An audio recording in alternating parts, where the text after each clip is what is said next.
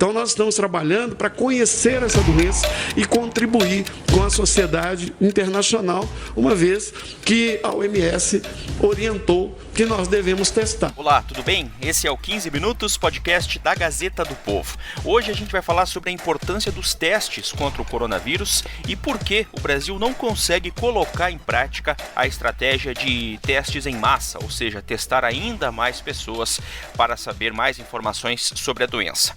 Em instantes eu falo deste assunto aqui no podcast. Antes, deixa eu lembrar que você que está ouvindo aqui o 15 Minutos tem um preço especial para assinar a Gazeta do Povo. Só 99 centavos nos 2 primeiros meses. Aproveita e clica no link na descrição do episódio de hoje. Isso é muito importante destacar, que os nossos laboratórios de saúde pública, eles partiram de 0 exames, porque a gente não tinha esse exame no país e nem no Brasil. Eles foram capacitados no meio de março e a partir de então a escala foi de crescimento geométrico. Então hoje eles estão conseguindo realizar muitos exames. E mesmo assim estamos com novas propostas para implementação dessa estrutura de diagnóstico laboratorial no país. Uma das estratégias mais adotadas por países que conseguiram sucesso no combate ao coronavírus foi a testagem em massa dos habitantes. O Brasil quer promover essa massificação dos testes, mas entre a vontade do poder público em adotar essa medida e colocá-la em prática, tem alguns obstáculos que ainda não foram superados, alguns vários. E um detalhe muito importante: a realização de mais testes está ligada à possibilidade de planejar melhor a tão aguardada saída do isolamento. Eu convidei aqui para esse episódio do 15 Minutos a Fernanda Trisotto. Ela é editora de República da Gazeta do Povo e vai falar exatamente sobre este tema. Bom, Fer, nunca é demais lembrar, né? E eu queria começar por aí. Por que é importante testar mais contra o coronavírus, hein, Fernanda? Oi, Márcio, realmente isso é muito importante, a gente tem que testar mais para conseguir ter noção da realidade epidemiológica que a gente está enfrentando. A gente sabe que é um vírus que ele é facilmente transmissível, né? Então uma pessoa pode infectar mais pessoas, mas a gente não sabe exatamente a velocidade com que essa infecção tem acontecido. Se a gente conseguir testar mais e ter mais esses dados à mão para saber exatamente a realidade naquela cidade, naquele estado, a gente vai conseguir, né, tomar decisões mais adequadas. O poder público vai conseguir decidir, por exemplo, se é hora de afrouxar o isolamento, se é hora de forçar um isolamento mais restrito, porque está aumentando muito a transmissão ali, né, esse cenário das pessoas que estão ficando doentes, mas que não estão imunizadas, né, porque esse é o detalhe, não é só saber quantas pessoas estão doentes, mas ter um estoque ali para você conhecer quantas pessoas na tua cidade, no teu estado, já testaram positivo para o coronavírus e hoje estariam, entre aspas, imune, e eu digo entre aspas porque a gente ainda não sabe como acontece a reinfecção do coronavírus. Isso é muito importante para o nosso processo que está sendo desenhado de usar os testes para melhor entender a doença, a evolução e fazer um planejamento, um projeto que já está sendo feito para revisão do distanciamento social. Mas a reportagem que você assina na Gazeta do Povo sobre esse tema, Fernanda, traz um panorama e eu queria que você explicasse para a gente por que, então, que o Brasil não consegue avançar no número de testes, até porque nos últimos meses já foram várias vezes em coletivas e tal, que se falava que iriam chegar mais testes e testes distribuídos, mas a situação parece que não avança, né? O que acontece, hein? Pois é, a gente está com uma situação bem difícil, o governo tem uma meta de fazer 46 milhões de testes e realizar esses exames em até 22% da população, mas não consegue tirar esse objetivo do papel. Até a quinta-feira, dia 21 de maio, o Ministério da Saúde tinha repassado 8,4 milhões de testes, entre os moleculares e os sorológicos, que mais para frente a gente vai explicar o que é. Isso é só 18% da meta inicial. E a situação é mais grave porque não tem um controle de quantos testes foram feitos no Brasil. O Ministério da Saúde sabe quantos testes foram feitos, foram solicitados e realizados nos laboratórios públicos, tipo os laboratórios centrais que tem em todos os estados. Mas mesmo esse dado é falho, porque existe um sistema que chama Sistema GAL, Gerenciador de Ambiente Laboratorial. E, por exemplo, o Distrito Federal não está nessa plataforma. Então, o Ministério sabe algumas coisas, mas não tudo, e não sabe da rede particular, exceto os testes que deram positivo, porque esses entram no boletim diário de divulgação de casos confirmados. Mas a gente não sabe quantas pessoas foram testadas e deram negativo para esse exame. Então, o Brasil está derrapando, ele já distribuiu, sim, testes, mas, por exemplo, dos 8 milhões de testes que foram distribuídos pelo Ministério, houve solicitação para fazer um pouco menos de 600 mil exames. Então, também tem uma defasagem entre a distribuição e a capacidade de realização e processamento desses exames, que prejudica um pouco o nosso cenário ali, para a gente entender quantas pessoas têm, quantas pessoas já estão imunes ou não ao coronavírus aqui no Brasil. A demora, ou às vezes o atraso, se deve principalmente pela quantidade de exames que estão sendo coletados e estão sendo processados pelos laboratórios centrais, e que a gente imagina que com a estratégia que foi lançada pelo ministro, pelo secretário, de testagem, de ampliação da testagem, tanto pelo RT-PCR quanto pelo teste rápido, a gente possa ter um menor atraso na divulgação dessas informações, que a gente pode justamente acelerar e estar identificando em tempo mais oportuno a tendência de evolução da pandemia no Brasil. Bom, você conversou nessa reportagem que eu citei com uma fonte da Universidade Federal de Santa Maria, no Rio Grande do Sul. O que ela aponta como razões também para essa demora na testagem aqui no país? Eu conversei com o virologista Eduardo Furtado Flores, ele é professor de saúde pública e epidemiologia na UFSM, e ele apontou 3 razões principais para a demora na testagem no Brasil. A primeira é que ele avalia que o país foi pego de surpresa no começo de março com a chegada do coronavírus e com a disseminação. A gente sabia que existia o coronavírus na China, que já estava avançando para a Itália e alguns outros países ali na Europa, mas ele chegou muito rapidamente no Brasil e já, a gente teve o primeiro caso confirmado dia 26 de fevereiro e ele disseminou muito rápido no país, A gente está agora aqui até o dia 21 de maio, que é o último dado consolidado do Ministério, já tem mais de 20 mil mortes, mais de 300 mil casos confirmados de coronavírus.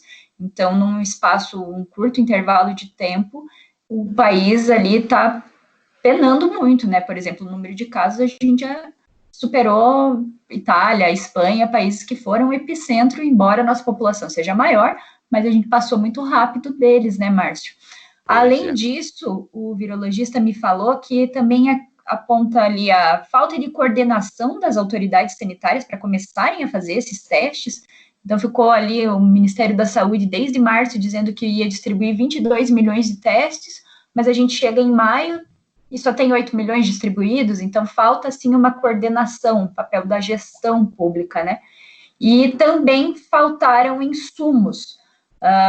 O mundo inteiro foi correr atrás de reagente para fazer esse tipo de teste específico, reagentes específicos para um teste de uma doença específica.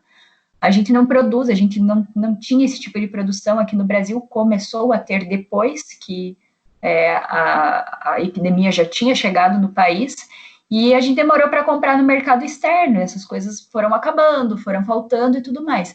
Então, falta de insumo e também um pouco de falta de capacidade dos nossos laboratórios aqui de processarem no começo, Principalmente o teste molecular, ele exige uma logística um pouco mais sofisticada, então faltou laboratório, faltou pessoal capacitado, e agora que a gente está conseguindo colocar essa fila, em ordem. A gente sabe que muitos laboratórios no começo, ali a gente lembra em março, abril, em São Paulo havia uma defasagem muito grande, os laboratórios públicos com muitos exames pendentes de conseguir fazer o diagnóstico, porque não tinha gente, não tinha tempo, não tinha estrutura. Aí rolou o quê? Uma força-tarefa, muito laboratório público de universidade se dispôs a ajudar nessa missão de fazer a verificação dos testes e as coisas estão entrando nos eixos.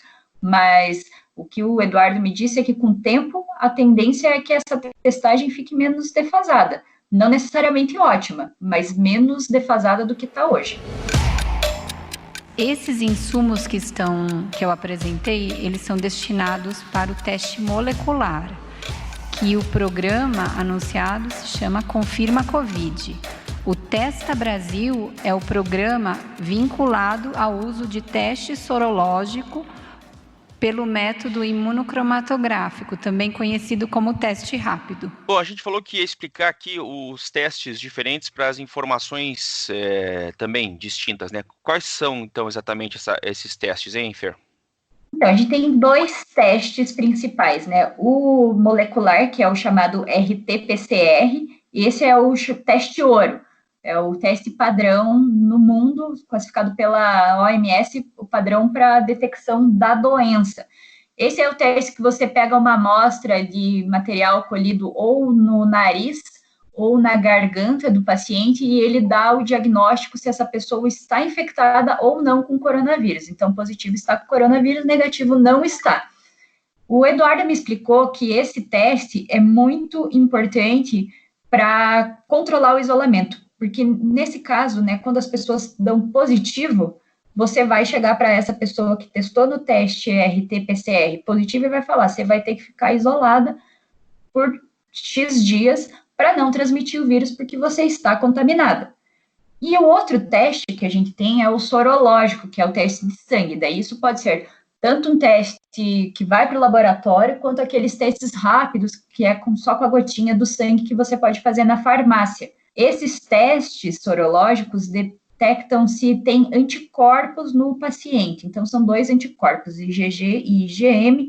Um deles identifica que você está com a infecção naquele momento, e o outro que você já teve contato com esse vírus e já produziu anticorpos. Para o Eduardo Flores, esse teste sorológico é muito importante num segundo momento, para você poder fazer a triagem das pessoas que podem voltar ao trabalho e à sua vida normal, por exemplo. Porque se essas pessoas já foram testadas positivas e desenvolveram anticorpos contra o coronavírus, elas podem ser encaminhadas para atividades cotidianas sem risco para a saúde, então não vão colapsar o sistema, porque, em tese, elas estão imunes, né? A gente faz uma ressalva que, até onde se sabe, você não pega coronavírus 2 vezes, mas já houve alguns relatos de pessoas que tinham sido curadas e se reinfectaram. Então, como essa doença é muito nova, os médicos e pesquisadores ainda estão tentando entender o que aconteceu nesses casos, Márcio. Pois é, então é isso, né? Eu acho que até para a gente fechar nossa conversa, muita gente está já pensando, né, onde é que está a luz no fim do túnel do isolamento, por exemplo, do isolamento social e tudo isso que a gente está vivendo. Isso tem uma relação muito direta, então, com a questão dos testes. Mais testes podem representar essa luz no fim do túnel, então, né, Fer? Podem sim, porque o que a gente pode talvez ter certeza é que o vírus desse novo coronavírus, né, ele veio para ficar. Mas a gente já convive com outros vírus, né? A gente tem o vírus da influenza, que causa gripe, sarampo, rubéola, herpes. A gente tem N vírus que a gente conseguiu controlar, seja com medicamento ou com vacina, e a gente convive bem com eles, né? A sociedade consegue conviver com isso. O problema é que o corona é um vírus novo, que a gente não sabe qual é o melhor tratamento, qual é o tratamento medicamentoso adequado. Ainda estamos nas fases de testes, vendo que combinações de remédios podem funcionar ou não para o coronavírus, e a gente não tem uma vacina. Então, por isso é que é importante fazer a testagem para você conseguir afrouxar ou endurecer as medidas de isolamento. Porque, por enquanto a gente não tiver um tratamento eficaz e uma vacina, a gente só pode seguir recomendação de protocolo, de manter distanciamento social, cuidado, usar máscara, lavar as mãos frequentemente, álcool gel, porque não tem muito o que fazer. Se a gente consegue testar mais e sabe que esses testes podem ter diferentes aplicações por causa do tipo de resultado que eles oferecem, a gente vai conseguir manejar melhor a nossa situação de isolamento, que é uma situação que ninguém quer. Ninguém gosta de ficar isolado, longe da família, dos amigos, do trabalho, né? É ruim para a economia, mas é um sacrifício que é feito para manter o sistema de saúde funcionando antes que entre tudo em colapso, né, Márcio? Pois é. Bom, todos os detalhes dessa reportagem você encontra lá na Gazeta do Povo. Fernanda Trisotto, editora de República. Obrigado mais uma vez, Fer. Até a próxima. Até mais, Márcio. Ponto final nesse episódio do 15 Minutos, podcast da Gazeta do Povo. Eu lembro que o 15 Minutos conta com a participação da Maria Escrocaro e da Jennifer Ribeiro na produção, a montagem é do Leonardo Bestloff e a direção de conteúdo do Rodrigo Fernandes. Eu sou o Márcio Miranda, agradeço muito a sua companhia. Até mais!